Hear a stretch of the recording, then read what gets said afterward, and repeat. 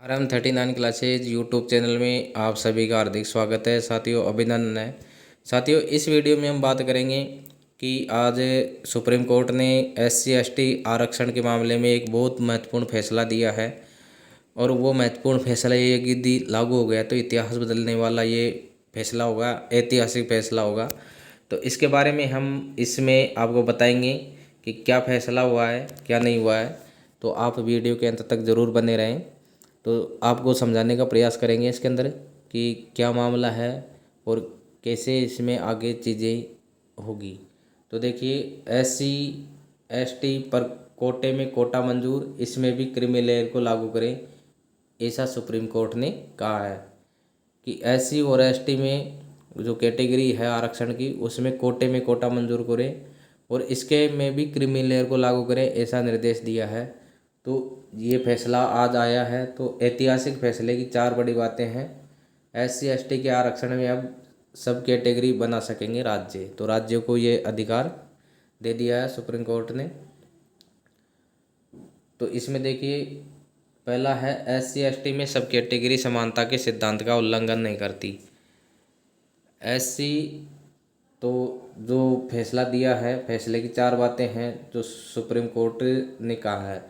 तो supreme court ने कहा है कि भाई इसके अंदर SC/ST में सब कैटेगरी समानता है के सिद्धांत का उल्लंघन नहीं करती। SC/ST कोटे में कुछ जातियों की सब कैटेगरी बनाने से अनुच्छेद 14 व अनुच्छेद 341 का उल्लंघन नहीं होता। दूसरा है, इसमें आरक्षण एक पीढ़ी तक ही सीमित करना चाहिए। दूसरा, हकदार न हो। तो SC/ST की पहली पीढ़ी आरक्षण का लाभ लेकर उच्च स्थिति तक पहुंच गई तो दूसरी पीढ़ी को हक न दें। तीसरा, इसमें यह कहा है कि क्रीमी लेयर को इस दायरे से बाहर करने के लिए नीति बनानी चाहिए। तो सरकार को SC/ST श्रेणी के बीच में क्रीमी लेयर की पहचान करने और उन्हें दायरे से बाहर करने की नीति बनानी चाहिए। चौथा, इसमें कहा है कोर्ट ने कि राज्य सरकारें राजनीतिक लाभ या मर्जी से सब कैटेगरी नहीं बना सकती। अगर राज्य सरकार मर्जी या राजनीतिक महत्वाकांक्षा से काम करती है तो उसके निर्णय की न्यायिक समीक्षा हो सकती है। तो ये चार बातें कही है कि एक तो पहली तो ये कही है सुप्रीम कोर्ट ने। दूसरा पक्ष है कोर्ट का कि आरक्षण एक पीढ़ी तक ही सीमित होना चाहिए। अगर एक बार उसने लाभ ले लिया तो दूसरी बार उसको आरक्षण का लाभ दे नहीं हो। तीसरा, कोर्ट का मानना है कि क्रीमी लेयर को इसमें लागू किया जाना चाहिए और क्रीमी लेयर को इस कैटेगरी से बाहर करना चाहिए, उनको आरक्षण का लाभ नहीं देना चाहिए। और चौथा है कि राज्य सरकारें जो है अपने राजनीतिक लाभ के लिए सब कैटेगरी नहीं बना सकती। ये चार चीज़ें हाई कोर्ट जो सुप्रीम कोर्ट है उसने कही है।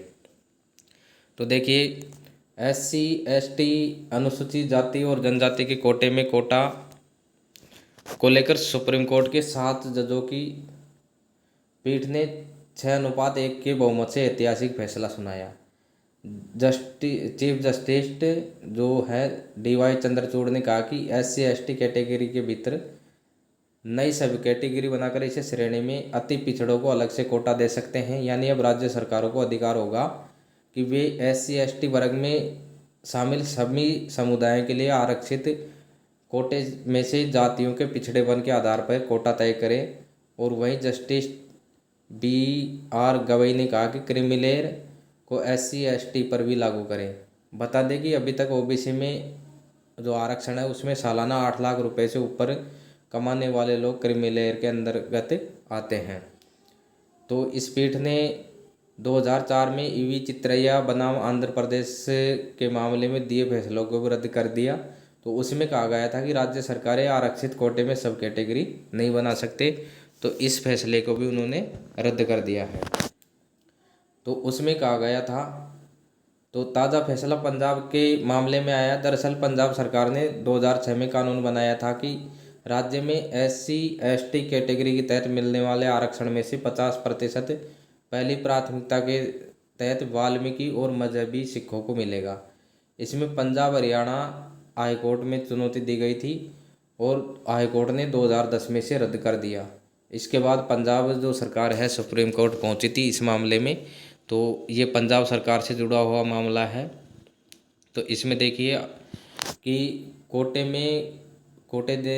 देने का मतलब क्या होगा इसमें और ये कैसे दिया जाएगा, तो ये महत्वपूर्ण बात है हम समझने लायक कि जो कोटा है उसमें कोटा कैसे दिया जाएगा और ये कैसे दिया जाएगा। तो इसमें अभी एससी के लिए 15% और एसटी के लिए 7.5% आरक्षण दे है केंद्र सरकार में।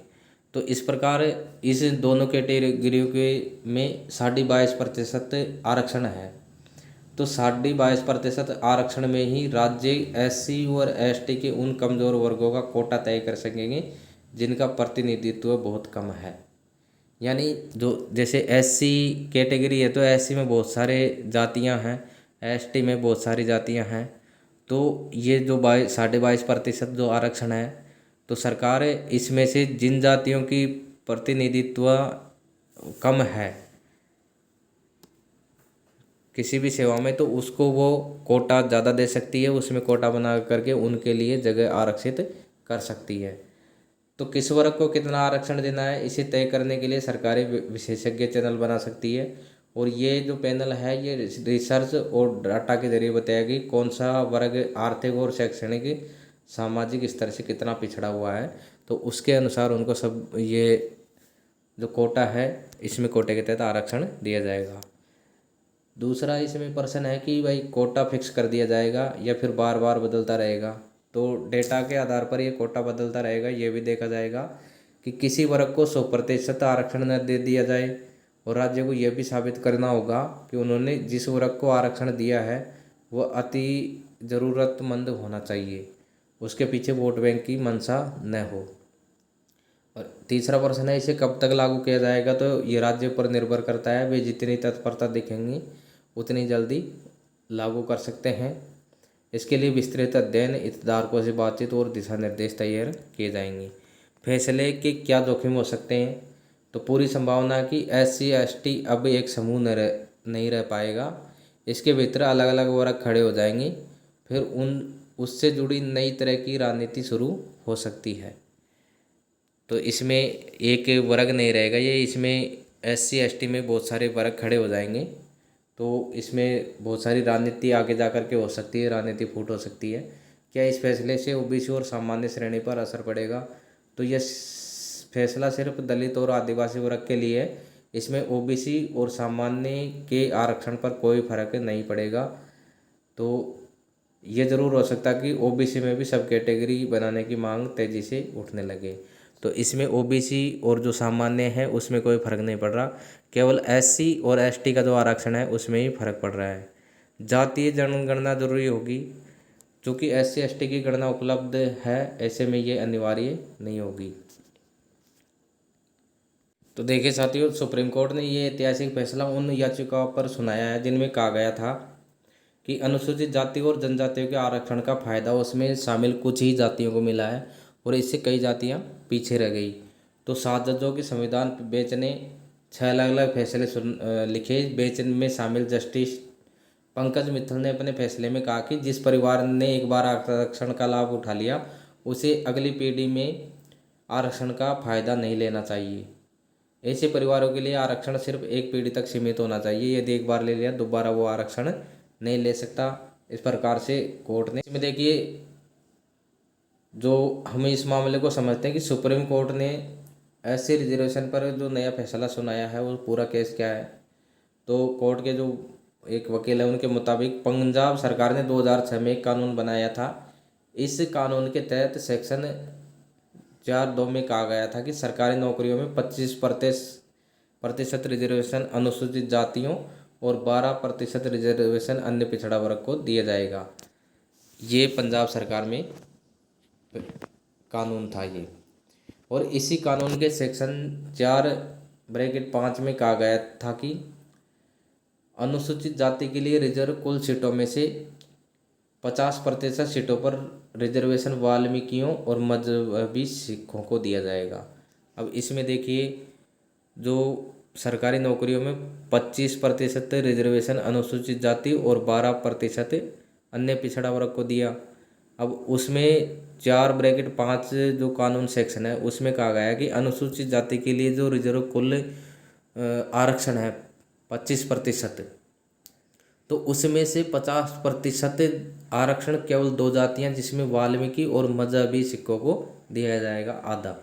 ये मामला था इसके अंदर। तो उसके बाद इस कानून के सेक्शन 4-5 को असंवैधानिक बताते हुए देविंदर सिंह नाम के एक शख्स ने पंजाब और हरियाणा हाईकोर्ट में चुनौती दी थी। 2010 में हाईकोर्ट ने अपने फैसले में इस कानून को असंवैधानिक बताकर ख़त्म कर दिया था। 2010 में इसे असंवैधानिक बता दिया और ख़त्म कर दिया कि भाई इसमें आप सब कैटेगरी नहीं बना सकते। तो ये मामला था।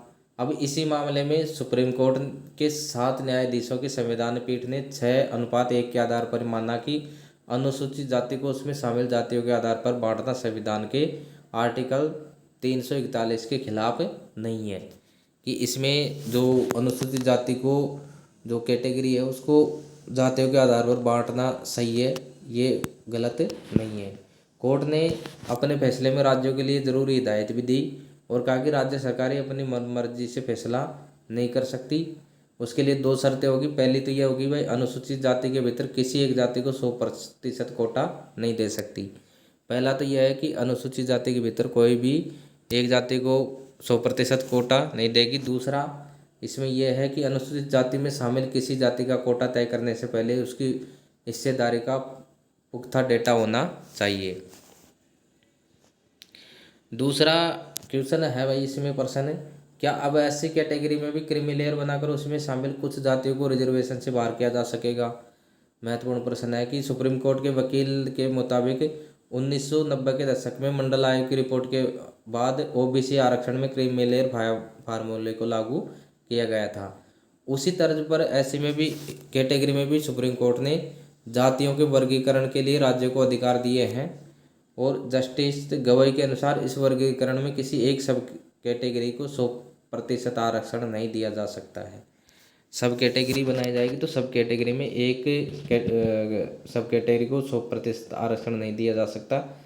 क्रीमी लेयर व्यक्तियों पर लागू होता है, जाति पर नहीं। तो ये स्पष्ट है कि जो क्रीमी लेयर का जो कानून लागू होगा वो व्यक्ति विशेष पर लागू होगा, जातियों पर नहीं। ऐसे में किसी एक परिवार को क्रीमी लेयर में शामिल होने के आधार पर आरक्षण के दायरे से बाहर किया जा सकता है। क्रीमी लेयर फार्मूले के अनुसार किसी जाति को एससी आरक्षण से बाहर करना मुश्किल होगा। तो व्यक्ति को आरक्षण से बाहर किया जा सकता है, न कि जाति को। तो इसके अंदर ये कहा गया है।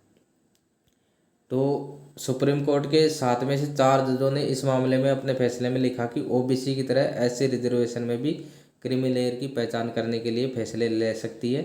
मतलब साफ है कि अब राज्य सरकारों पर निर्भर करता है कि वो कोटा में कोटा जारी रखने के लिए अनुसूचित जातियों को क्रीमी लेयर या नॉन क्रीमी लेयर में बांटना चाहती है या नहीं। तो ये राज्य सरकारों के ऊपर उन्होंने डाल दिया कि राज्य सरकार अपने हिसाब से फैसला ले ले उसमें कि उसको क्रीमी लेयर या नॉन क्रीमी लेयर में रखना चाहती है या वैसे ही कॉमन रूप से आरक्षण देना चाहती है। तो पंकज मित्तल ने अपने फैसले में जस्टिस BY गवई को कोट करते हुए कहा कि अगर कोई पिछड़ा IAS या IPS बन जाता है तो समाज में उसका स्टेटस बढ़ने के बावजूद उसके बच्चों को रिजर्वेशन के पूरे फायदे मिलेंगे, क्योंकि कुछ लोगों की तरक्की से पूरी कास्ट का पिछड़ापन दूर नहीं होता, पूरी जाति को आरक्षण से दूर नहीं किया जा सकता है। तो इसमें क्रीमी लेयर की व्यवस्था लागू करने के लिए कोर्ट ने जोर दिया है। अगला प्रश्न है इसमें कि भाई ये आरक्षण सिर्फ सरकारी नौकरियों के लिए ही है या फिर एडमिशन और संसद में भी इसका असर होगा? तो इसमें जो एक वकील है उनके मुताबिक सामाजिक, शैक्षणिक और आर्थिक पिछड़ापन के आधार पर देश में आरक्षण दिए जाते हैं। तो जजों ने अपने फैसले में कहा कि SC समुदाय में पिछड़े वर्ग को प्राथमिकता के आधार पर आरक्षण देने के संविधान की समानता के लक्ष्य को जल्द हासिल किया जा सकता है। तो क्रीमी लेयर के फार्मूले से आर्थिक स्थिति सुधरने का पता चलता है। ऐसे में क्रीमी लेयर के दायरे में आने वाले लोगों को नौकरियों के आरक्षण से वंचित किया जा सकता है, लेकिन संसद और विधानसभा में SC ST के आरक्षण में इस फैसले का प्रभाव नहीं पड़ेगा। तो इसका जो प्रभाव है मुख्य रूप से जो नौकरियां हैं, एडमिशन है, उनके ऊपर पड़ेगा, न कि बड़े स्तर पर। राजनेता चाहे कोई सा भी हो वो चुनाव लड़ सकता है, संसद में जा सकता है, कुछ भी कर सकता है, वहाँ कोई फर्क नहीं है। केवल जो रोजगार उपलब्ध होगा उसके ऊपर ही इसका प्रभाव रहेगा, ऐसा सुप्रीम कोर्ट ने कहा है। वहीं इसके अंदर एक एक्सपर्ट ने के मुताबिक सुप्रीम कोर्ट का ये फैसला सिर्फ सरकारी नौकरियों को लेकर दिया गया है। एजुकेशन इंस्टीट्यूट्स में एडमिशन और संसद को लेकर इस फैसले में कुछ नहीं कहा गया है। तो सरकारी नौकरियों के लिए ये कहा गया है, लेकिन जब सरकारी नौकरियों में आरक्षण इस प्रकार से हो जाएगा तो एडमिशन के लिए भी सेम जो रूल हैं वो फॉलो होंगे। तो इसके अंदर जो चीज़ें हैं वो स्पष्ट नज़र आ रही है कि इसमें creamy layer, non creamy layer और जो कोटे में से कोटा इसमें बना करके इनको आरक्षण दिया जाएगा। अगला सवाल है इसमें कि सुप्रीम कोर्ट के इस फैसले का क्या असर सिर्फ अनुसूचित जाति तक सीमित रहेगा या इसमें अनुसूचित जनजातियां भी शामिल होगी। तो संविधान के आर्टिकल 341 में अनुसूचित जातियों और 342 में अनुसूचित जनजातियों को परिभाषित किया गया है। इन दोनों विषयों पर संसद को कानून बनाने और राष्ट्रपति को आदेश जारी करने के अधिकार को सुप्रीम कोर्ट ने 2004 में चिन्निया फैसले में मान्यता दी थी। तो संविधान पीठ के 7 जजों के फैसले के बाद राज्यों को जातियों के वर्गीकरण का अधिकार मिल गया है। बिहार, पंजाब, आंध्र प्रदेश और तमिलनाडु आदि राज्यों में एससी आरक्षण से जुड़े कई मामलों में विवाद चल रहा था, जिन पर संविधान पीठ ने अपना फैसला सुनाया है। इस फैसले में अनुसूचित जनजातियों का भी जिक्र है, लेकिन उनके बीच बंटवारे को लेकर ज़्यादा कानूनी विवाद नहीं है, इसलिए सुप्रीम कोर्ट के इस फैसले के दायरे में एससी कैटेगरी के आरक्षण का मामला ही आएगा। वहीं सुप्रीम कोर्ट के वकील के मुताबिक भले कि ये फैसला सुप्रीम कोर्ट ने अनुसूचित जातियों से जुड़े संविधान के आर्टिकल 341 पर हो रही सुनवाई के दौरान बात सुनाया हो, लेकिन राज्य सरकारें इसे अनुसूचित जाति और जनजाति दोनों के आरक्षण कोटे में कोटा जारी कर सकती है। तो अनुसूचित जाति का, लेकिन इसमें अनुसूचित जनजाति का भी कोटा जारी हो सकता है। ऐसा इसलिए है क्योंकि सुप्रीम कोर्ट के 4 जजों ने अपने फैसले में लिखा है कि राज्यों को एससी एसटी के बीच क्रीमी लेयर की पहचान करने और उन्हें सकारात्मक कार्रवाई के दायरे से बाहर करने के लिए एक नीति विकसित करनी चाहिए। तो इससे साफ है कि ये फैसला सिर्फ अनुसूचित जाति यानी एससी के लिए ही है, ये अनुसूचित जनजाति यानी एसटी पर भी लागू होगा नहीं। इस बात को लेकर कानूनविदों में अभी एक राय नहीं है। तो साथियों, ये थी बड़ी अपडेट एससी एसटी जो आरक्षण है उससे संबंधित।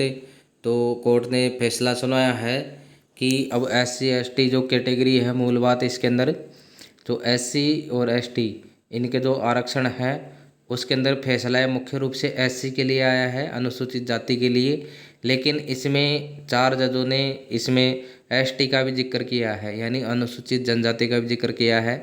तो इसमें मुख्य बात यह है कि अब कोटे में कोटा तैयार किया जाएगा अलग अलग जातियों के हिसाब से कि एससी कैटेगरी में मान लो कितनी जातियाँ, किसी राज्य में 50 जातियाँ हैं, तो 50 जातियों में से जिन जातियों का प्रतिनिधित्व कम है तो उनको ज़्यादा मौका दिया जाएगा, ज़्यादा परसेंटेज में उनको आरक्षण मिलेगा, या जिन जातियों का प्रतिनिधित्व ज़्यादा है उनका आरक्षण कम मिलेगा। दूसरा, इसमें क्रीमी लेयर और नॉन क्रीमी लेयर लागू होने की पूरी संभावना है।